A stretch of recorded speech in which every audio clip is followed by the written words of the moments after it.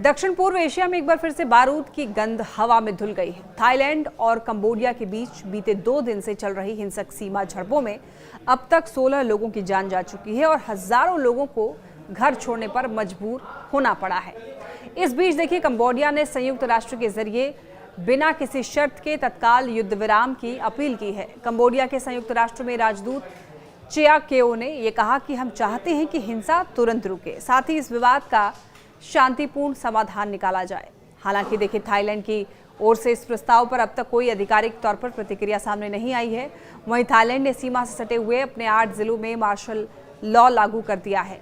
कार्यवाहक प्रधानमंत्री फुमथाम वेचियाचाई ने ये चेतावनी दी है कि हालात जो हैं वो युद्ध की ओर बढ़ सकते हैं। उन्होंने बताया कि अब झड़पें जो है सिर्फ गोलीबारी तक सीमित नहीं रही हैं, बल्कि भारी हथियारों का इस्तेमाल हो रहा है और झड़पें जो हैं 12 इलाकों तक फैल चुकी हैं। गुरुवार से शुरू हुए थाईलैंड कंबोडिया सीमा तनाव लगातार तीसरे दिन भी जारी है। हल्की गोलीबारी बड़े पैमाने पर आर्टिलरी हमलों और हवाई बमबारी में बदल गई है। थाईलैंड ने पहली बार अमेरिकी F-16 फाइटर जेट्स के साथ अपने घरेलू ड्रोन को सक्रिय युद्ध मिशन में तैनात कर दिया है।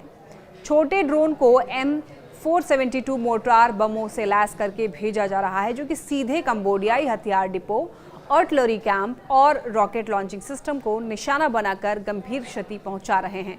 देखिए, सेना के मुताबिक एक हमले में सोवियत निर्मित RM-70 ग्रैड रॉकेट सिस्टम को भी नष्ट किया गया है। ये कंबोडिया की हमलावर क्षमता को बड़ा झटका लगा है और इस ताजा टकराव की जड़ 100 साल पुरानी है, जब फ्रांसीसी उपनिवेश काल के दौरान दोनों देशों की सीमाएं तय की गई थी और तब से अब तक दोनों देशों के बीच सीमा विवाद और खासकर के खमेर हिंदू मंदिर को लेकर कई बार खूनी टकराव हो चुके हैं।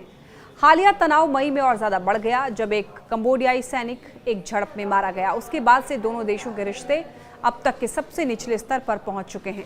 थाईलैंड ने कंबोडिया पर रॉकेट हमलों के जरिए नागरिक इलाकों को निशाना बनाने का आरोप लगाया है और सीमा से लगे गांवों को खाली करा लिया गया है।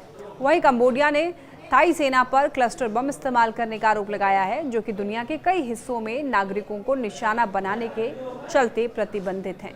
थाईलैंड ने इस पर कोई जवाब नहीं दिया है।